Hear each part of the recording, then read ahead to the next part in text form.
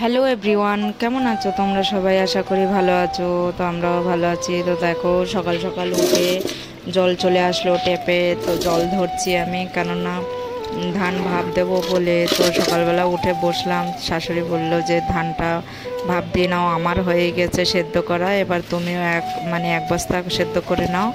তো আমি আবার সেই জলটা ধরলাম। উনি বললো যে নান্দা পরিষ্কার করেছি, নান্দার ভিতরে জল এসেছে, জলগুলো ঢেলে দাও নিয়ে এসে। তো দেখো সকালবেলা হাত থেকে পড়ে বালতিটাও ফেটে গেল, বালতিটা একটু কানা হয়ে গেল, যে জলটা নেব ধরবো সেটাও হচ্ছে না। তো এদিকেও সে কানা বালতিতে করে আরও একটা সিলভারের বালতি করে জল নিয়ে ভরে ভরে দিচ্ছি নান্দাতে, আর নান্দাতে জলও থাকছে না, পলিথিন পাড়া নান্দা।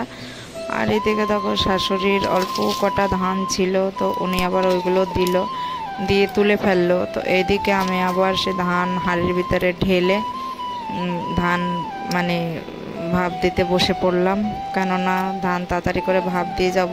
এখন বাজে বেলা 7টার সময় জল আসলো, তো ধানটা ভাপ দিলে পরে তাড়াতাড়ি করে হয়ে যাবে, আর আমিও তাড়াতাড়ি করে ধান করে এসে রান্নাটা বসাতে পারবো। তো আরজু দেখো ঘুম থেকে উঠে পড়লো, ও সকালবেলা খালি গায়ে, রাতে খালি গায়ে ঘুমায় বলে সকালবেলা এখনও খালি গায়ে উঠে পড়েছে, গায়ে এখনও গেঞ্জি টেঞ্জি কিছুই দেওয়া হয়নি। আর আমি এদিকে বসে বসে ধানে জাল দিচ্ছিলাম। তো দেখো এদিকে গরুগুলো ধান খাবে বলে কেমন তাকাচ্ছে, আর দেখো আগুন কিভাবে জ্বলছে আকার ভিতরে। তাড়াতাড়ি করেই হয়ে যাবে ধান ভাপ দেওয়া। আর এখানে 2 নান্দাতেই জল দেয়া আছে, জল এসেছে, জল টেপা লাগেনি, জলটা ধরে ধরে দিলাম। তা এইদিকে দেখো গরুগুলো দাঁড়িয়ে আছে, গরুটাকে স্নান করাচ্ছে, আর একটা গরুকে, ছোট গরুটাকেও স্নান করিয়ে দিচ্ছে, ট্যাপের জল আসছে বলে। মানে ট্যাপের জল ছাড়া কল টিপে টিপে তো স্নান করানো হয় না। তো এইভাবে দেখো এদিকে গরুটাকে স্নান করানো হচ্ছে, আর আমি ওদিকে বসে বসে একটু জালও দিচ্ছি, আর এদিকে আবার ক্যামেরাটাকে ঘুরিয়েও রাখছি, দেখছি যে কোথায় কী হচ্ছে। মানে আমাদের ডেলি যেটা হয় টুকিটাকি, তো তোমাদের সাথে সবটাই শেয়ার করি, ডেলি দিন যা যা করি সেটাই বলি। তো আজকে একটু অন্যরকম হলো, কারণ আজকে ধান ভাপ দেওয়াটা হলো। তো এইদিকে দেখো আমি ধানে জাল দিয়েই যাচ্ছি, আর এদিকে জলগুলো মনে হচ্ছে একদম সুইমিং পুল তেমন লাগছে দেখতে। আর এদিকে দেখো ভিউটা সকালবেলা একদম রোদ নয়, মেঘলা মেঘলা, একটু আকাশ মেঘলা মেঘলাও করছে। আর এদিকে দেখো ধানটা ভাপ চলছে, মেঘলা মেঘলা করলে তো আবার হবে না। তো আর যে এদিকে দেখো খালি গায়ে বসে রয়েছে আমার পাশে, তো আমাকে বলছে আমার মা না কি ধান রান্না করছে, দেখো আমার মা ধান রান্না করছে। তো আমি আবার ওর পাশে পাশে একটু বসে বসে গল্প করলাম। আর এদিকে দেখো নান্দাতে কীভাবে পরিষ্কার জল করে রেখে দিয়েছি ধান ঢালবো বলে। তো এখানে ধান ঢালা হবে, যার কারণ নান্দাতে রেখে দিলাম। আর এদিকে কিভাবে দেখো আস্তে আস্তে করে ভাপ উঠছে, মানে ভাপটা উঠলে পরে চারিদিক থেকে যদি ধানের ভাপটা ওঠে না, তো তখনই ধান ভাপ দেয়া হয়ে যায়। আমি জানি না, আমার শাশুড়ি বলে বলে দিচ্ছে, কারণ আমি কোনো সময় করিনি। তো দেখো চারিদিক থেকে ধানের ভাপটা উঠে পড়লো, এবার মনে হয় ধানটা হয়ে গেল। তো এবার তুলে নেব, এক এক করে তুলে নেব ধানটা। এই দেখো চারিদিকে কীভাবে করে ভাপ উঠছে, মানে মাথা দিয়েও ভাপ উঠতে হবে, চারিদিক থেকে সমান ভাপ উঠলে পরে তবে নাকি ধান ভাপ ঠিকঠাক হয়। তো দেখো এখন আমি রেখে দেবো, রেখে দিয়ে আমি এবার ধানটা তুলবো। আমি দেখো বাটি হাতে নিলাম, বাটি হাতে নিয়ে অল্প অল্প করে তুলতে হবে, কেননা মাথায় মাথায় ধান দেয়া, বেশি করে তুলতে গেলে পরে পড়ে যাবে ধানটা। তো এদিকে আমার হাতে গরমও সহ্য হয় না, আমি একদম গরম সহ্য করতে পারি না। এই দেখো অল্প অল্প করে তুলছি যাতে আমার হাতে ভাব না লাগে, আর ভাব লাগলে পরে হাত পুড়ে যাবে, হাত পা এমনি নরম। তো এদিকে দেখো অল্প অল্প করে কেটে তুলছি আমি, আর এদিকে আমার শাশুড়ি দেখছে যে আমি ধান তুলতে গিয়ে পড়ে যাচ্ছে। তো উনি আবার দৌড়িয়ে গিয়ে বললো যে আজকে ধান সব পড়ে যাচ্ছে, এদিকে ধান গুছিয়ে তুলতে হবে। তো বললো দাও বাটি দাও, আমি দুটো কেটে তুলে দিই।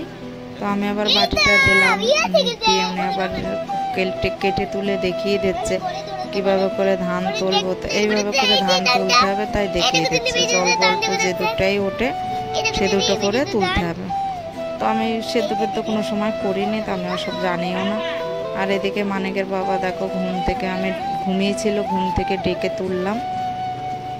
এইদিকে দেখো, এইদিকে আমি ধানগুলো যেভাবে যেভাবে করে দেখিয়ে দিল ওইভাবে করে আমি ধান একটু একটু করে তুলে তুলে ওদিকে রাখছি। তো এইদিকে ধানে মানে আগুনের ভাবটা খুব লাগছে মুখে চোখে, তো ওই কারণে আমি আবার ওই দিকটা গিয়ে ঘুরে তুলছি। আর এইদিকে ধান আরও সেদ্ধ ভাব দেবো বলে তার জন্য আবার বস্তা আমার শাশুড়ি আর মানিকের বাবা ওটা ধরে টেনে নামিয়ে দিচ্ছে, যে বস্তাটা টেনে নামিয়ে না দিলে তো আর করতে পারবো না। তো টেনে নামিয়ে দিল, আর আমি এখানে দাঁড়িয়ে দাঁড়িয়ে সেই ধানগুলো টুকটুক করে তুলছি। আর ওদিকে গরু আছে একটা, এরও বাছুর আছে, বাছুরটা আবার খুব দুষ্ট। ওটা যদি পিছনে ভাবছি যে পিছন দিয়ে এসে যদি আমাকে ধাক্কা মুক্কা মারে, তো আমি তো হাড়ের ভিতরে ঢুকে পড়বো ফট করে। তো ওদিকেও ভয়ও করছে, আবার এক হাত দিয়ে আমি ওই জন্য বাঁশের সিঁড়ি দিয়ে আছে, আমাদের তো ছাদের সিঁড়ি নেই ওটার জন্য, তাই বাঁশের সিঁড়ি দেওয়া আছে বলে আমি আবার বাঁশের সিঁড়ি ধরে ধানগুলো তুলে নিচ্ছি। আর এদিকে দেখো ধানগুলো পুরো কাটা হয়ে গিয়েছে, মানে তুলে ফেলছে হাঁড়ি দিয়ে, তুলে তুলে তো একটু জল দিলাম, হাফ বালতি ওর বাবা দিল জল। তো আমি বললাম যে তাহলে তুমি একটু জল দিয়ে করো, মানিক কিছু খায়নি, মানিককে খায়নি। তো মানিকের বাবা দেখো এখন আবার সে ধানের বস্তা নিয়ে আসছে, তো এগুলো ভালো পরিষ্কার হয়নি বলে এগুলো আবার দেখছে, যেগুলো তো মানে ধানের সেই আগা আগা কেটে যায় না, চিটে থাকে, আগা কেটে থাকে, তো এগুলো আবার দিতে বললো, এগুলো আবার দিল, ও ঢেলে দিল। হাঁড়িটা আবার বেঁকা হয়ে গেল, বউ আবার একটু ধরে ঠিক করে দিল যে হাঁড়িটা যাতে সোজা থাকে। তো আমি আবার এইদিকে হাঁড়িটা দিয়ে ও বললো কি ধানগুলো এইভাবে করে চেপে চেপে দাও, তো ও আবার দিল, আমি আবার এদিকে করে ছড়িয়ে ছড়িয়ে দিলাম, দিয়ে হাঁড়িটা ভালো বেঁকা হয়নি, সোজা হয়নি বলে আবার একটু সোজা করে দিল, বেঁকা হয়ে গিয়েছিল। তো দেখো এইভাবে করে সোজা করে দেয়া হলো। এবার ধানগুলো পুরো হাঁড়িটা ধরে উঁচু উঁচু করে দিতে হবে, চেপে চেপে করে, তাহলে ধানের ভাবটা ভালো হয়। তো ও ধানগুলো বস্তা দিয়ে বের করে করে হাঁড়িতে দিচ্ছে, আর আমি হচ্ছে কি চেপে চেপে দেবো বলে দাঁড়িয়ে আছি।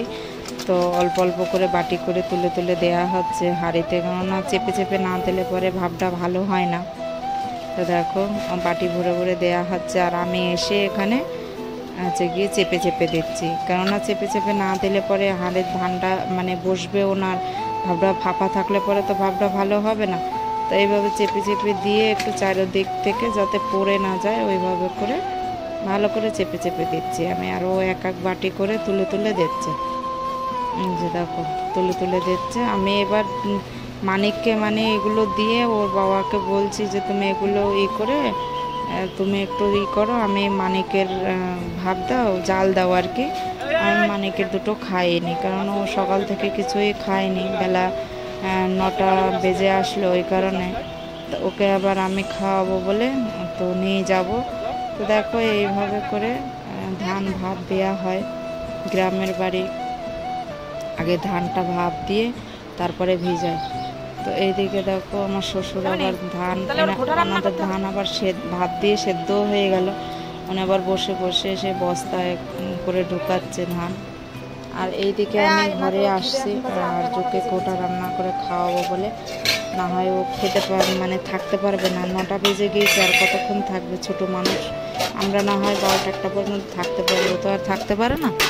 তাই ওর জন্য আমি আবার ঘোটা করবো বলে ঘরে আসলাম, আর ওর বাবাকে বললাম যে তুমি বসে বসে ধান ভাপ দাও। তো দেখো ঘোটা রান্না করার জন্য হাঁড়ি নিলাম, এবার হাঁড়ি নিয়ে হাঁড়িতে দেবো জল, রান্না করে রাখলে পরে একবার একটু বেশি করেই রানবো, কারণ আমাদের সেদ্ধ ভাত খাওয়া, তো আবার একটু মাছ ছাড়া ভাত খেতে চায় না। তো আমাদের সেদ্ধ ভাত খাওয়া ছোট মানুষ, ও তো আর খেতে পারে না, ওই জন্য একটু ঘোটা আর হচ্ছে গরুর দুধ খাওয়াই, মাঝে মধ্যে ভাত একটা দুটো খায়, এক গাল দু গাল। তো দেখো হয়ে গেল সবই, তো আমি স্নান করে চলে আসলাম ঘরে, এবার রান্না বসাবো, ওগুলো কাজ সেরে এবার ভাতটা বসিয়ে দিলাম, আর তরকারি দিলাম আলু বেগুন এগুলো আলু টালু নিয়ে এবার রান্না বসাবো। তো গাইস ভিডিওটা ভালো লাগলে সাবস্ক্রাইব করো, পাশে থেকো, সাপোর্ট করো।